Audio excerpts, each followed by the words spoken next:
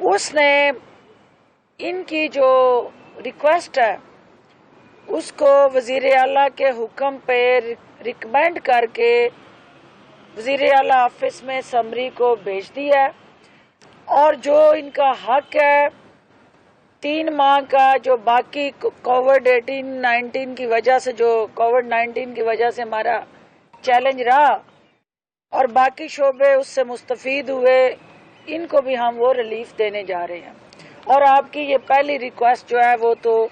जो डिमांड है वो एज इट इज़ हुकूमत उसको अप्रूव करने जा रही है।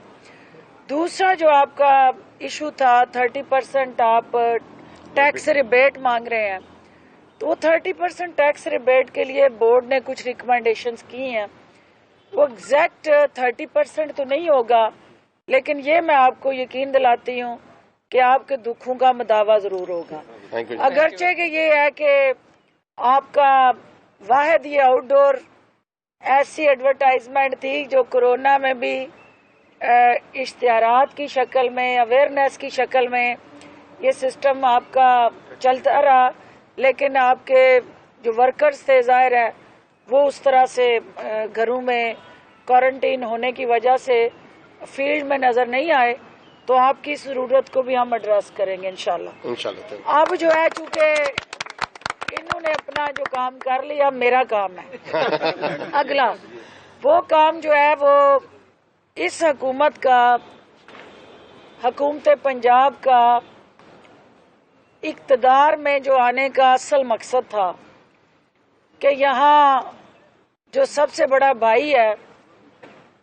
वफाक की इकाइयों में सूबा पंजाब, वो खुद कफील हो, अपने पाँव पे खड़ा हो और उसकी अपनी इकोनॉमिक स्टेबिलिटी हो, और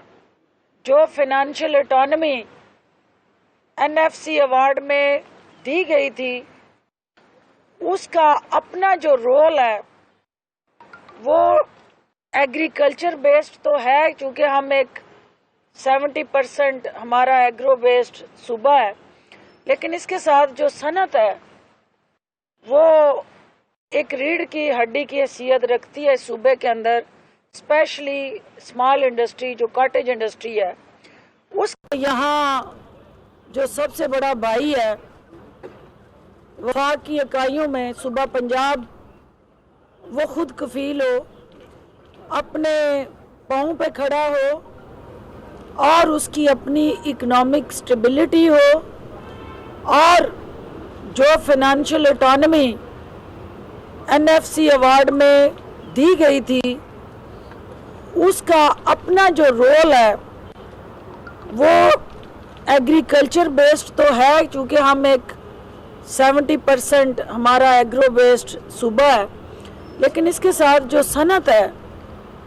वो एक रीढ़ की हड्डी की हैसियत रखती है सूबे के अंदर, स्पेशली स्मॉल इंडस्ट्री जो कॉटेज इंडस्ट्री है। उसके लिए हम माशाल्लाह से उस्मान बुज़दार साहब को और उनकी टीम को ये क्रेडिट मिला, ये एजाज़ हासिल हुआ कि उन्होंने सूबे की पहली एक जामिया well defined and drafted industrial policy दी। उस पॉलिसी के तहत टारगेट क्या फिक्स किया गया कि हमने अगले 10 साल के लिए उस पॉलिसी के जो हद्दोहाल थे, जो उसके साथ जुड़े चैलेंजेस थे, उनको पहले एड्रेस किया, और उसके बाद हमने एक रोड मैप दिया कि 10 साल हमें बाद इस सूबे को कहाँ देखना चाहते हैं। नेल्सन मंडेला से किसी ने पूछा था कि सियासतदान और लीडर में क्या फ़र्क होता है, तो उसका जवाब ये था कि सियासतदान अगले इलेक्शन पे फोकस करता है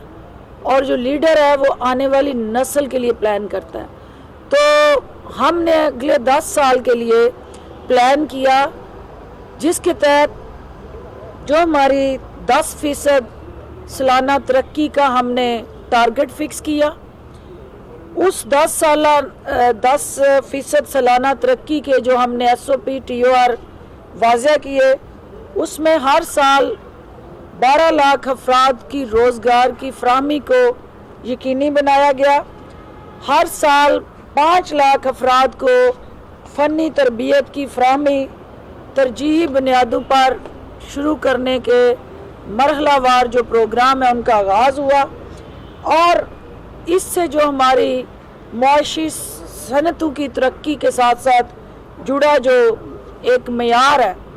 क्योंकि सनत चले, सनत का पहिया चले, मज़दूर का मेहनत कश के घर का चूल्हा चले,